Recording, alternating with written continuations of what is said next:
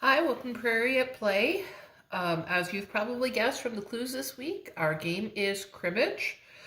For this game, you can get a crib board. You can also record your points on a piece of paper, but you will for surely need a deck of cards.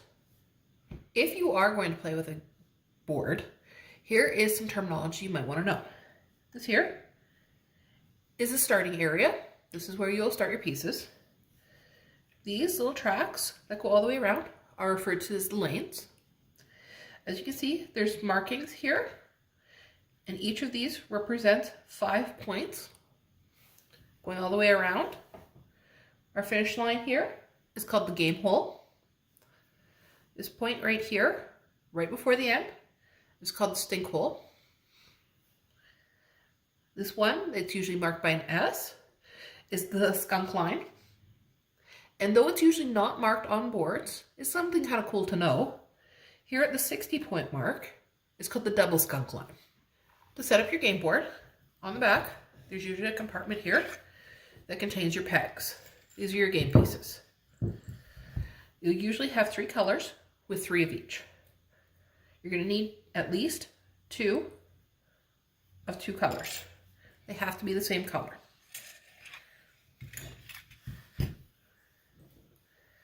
Then you're going to put them into their lane. When moving your pegs around the board, you're always going to be moving your back peg as you point up. Now that you have the board set up, you're going to need your deck of cards. It's a standard deck of cards. You're going to remove any jokers or informational cards from the deck. Give the deck a quick shuffle. It doesn't matter who does this one. And then you and your opponent take turns cutting the deck. And the lower card wins the deal. Because my opponent won the deal, he's going to start by taking the deck and shuffling it a few times.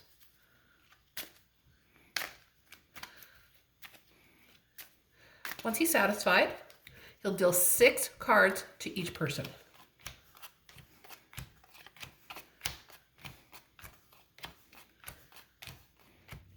If you don't have a board, you can still play. You just need a piece of paper, or you're going to write down each person's name.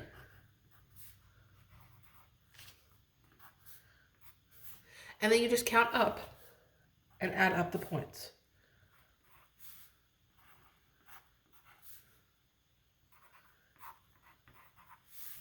All the way to 121 points. The first person to pass 121 points wins the game. Now that we have gone over the basics, we're ready to start a game.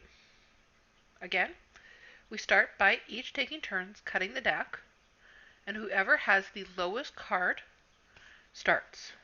Just a reminder, ace is a low card. In this instance, I've won the cut, which means I win first crib. After dealing out our 6 cards, we're going to go through our hand and we're going to select 2 cards that we're going to discard. I'm going to be discarding to my crib, and my opponent will be discarding to my crib as well. You want to make sure that you try and optimize the amount of potential points that you are going to be getting with your hand and crib. At the same time, trying to reduce any points if you're discarding to your opponent's crib. There is one more way to gain some points, and this is in relation to the jacks. After we have discarded to the crib, and the card is cut, if a jack appears, this is called the heel. It is worth 2 points to whoever's crib it is. But, during the time of counting, if you have a jack in your hand that is the same suit as whatever the cut card is, that's worth 1 point, and it's called the knob. Now that we're starting play, my opponent starts by playing a card first. The count is continuous. So, he played a 10, and then I play a 10, which I would state as 20. Going back to my opponent, he now plays another jack, which is another 10 points. Now, that results in him stating it is a 30-point hand. You're trying to get up to 31 points. Because I do not have a card that I can play that will get me to 31, I simply say go. That is a forfeit of my turn and results in a point for him as last card. Because my opponent collected a point for having last card, that ends the play of that section. You keep your own cards and put them to the side for now. You'll need these later. I start play this time, and I start with my queen for 10. My opponent responds with a queen of his own. That gives him 2 points for the pair of queens. And it is also now 20 points. I respond with my 3 for 23 points, him with the 2 for 25 points, and then I get final card with my 3 as 28 points. Because there is no more cards, I technically played the last card, and I get 1 point for that.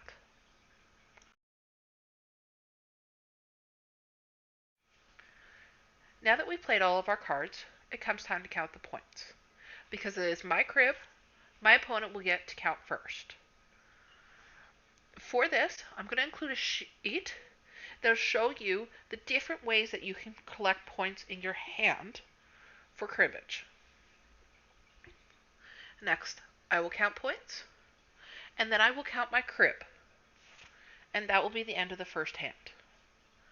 I'm going to show you here how they represent the different points that were found in each hand.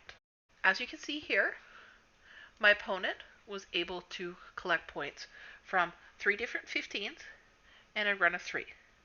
To count this up, we go 15-2, 15-4, 15-6, and a run is 9 for a total of 9 points.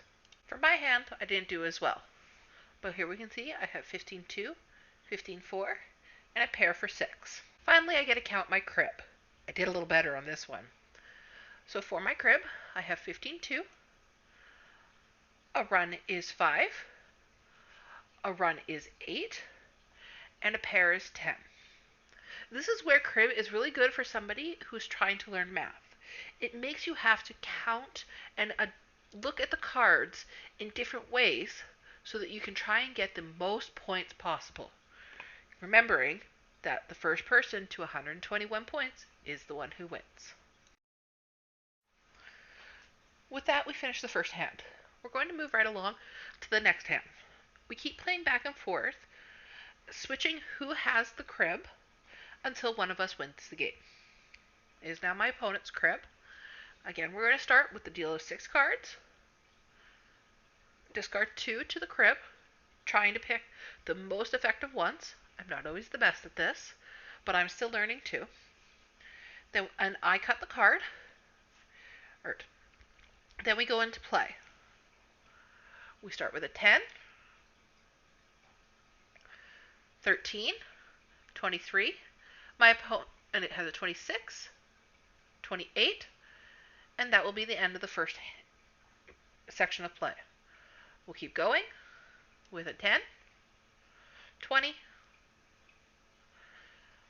30. Now, because we had 3 in a row of the queen, king, and jack, they do not have to be in a row. They just have to be sequential cards without an interruption. My opponent gets 3 points plus 1 for the last card. Again, now that we're done with the play, we go counting. I will count first this time, followed by my opponent, and then his crib. Let me show you the points breakdown again. My hand, which is 15-2, 15-4, 15-6. That 8 really didn't help me. So this will be for my opponent's main hand. You can see he only got a pair for 2, with a pair of 3s. And then finally, my opponent's crib.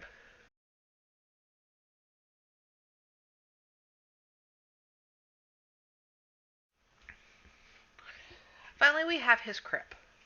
For this, we see we've got 15-2, 15-4, a run is 7, a run is 10, and a pair is 12. I think that 8 helped him a lot more. Now that we're getting more used to gameplay, we're going to jump closer to the end of the game. As you can see, me and my opponent are neck and neck. It is my crib, so again, we discard to the crib, and then we go into play. My opponent starts. 10, 15 for 2, 25, 31 for 2, 8, 11, 13, 17 for the run. I think I might have this. And now it's my opponent's turn to count the cards first. He has a 2. And I have an 8 for the win. And that's pretty much how you play crib. Again, it does take a little bit to learn. Mostly the strategy behind discarding cards. And it will come with time. Just play and enjoy it. It is a very simple game to pick up, but it does take a little bit longer to learn the strategies.